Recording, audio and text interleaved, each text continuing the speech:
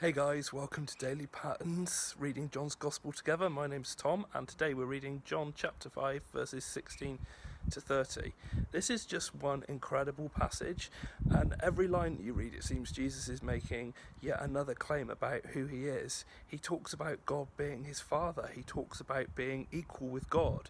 He talks about God having given him the ability to give life to people. He talks about how God has trusted him with the role of judging the world. He talks about how whoever believes in him can have eternal life. He talks about how the dead will be raised at his voice. It's like boom, boom, boom. Every bit you read, there's another incredible claim about who he says that he is.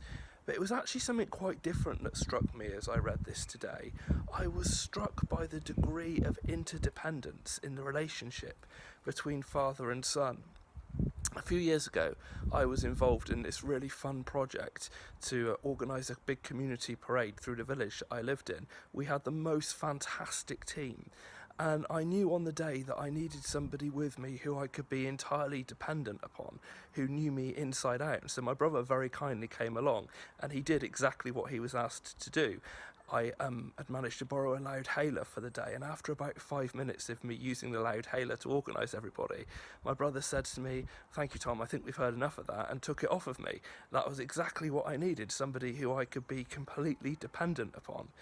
And we see this remarkable dependency between father and son as we read through this passage today. We see that Jesus says he only does what he sees the Father doing.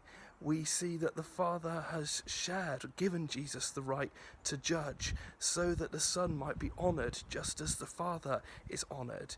We see that the Father has given Jesus the ability to give life just as he gives life. And we see right at the end of the passage, Jesus say that he seeks not to please himself, but to please the one who sent him. There is this remarkable degree of interdependency that exists between father and son.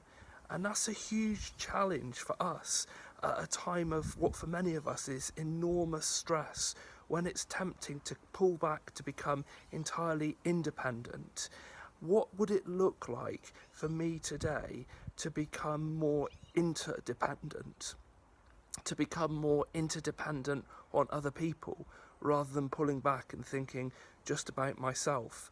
What would it look like today for me to become more dependent on the Father, to become more dependent on the Son? Guys, we love you, we're praying for you. Keep loving, keep serving, keep praying, and see you soon. Bye for now.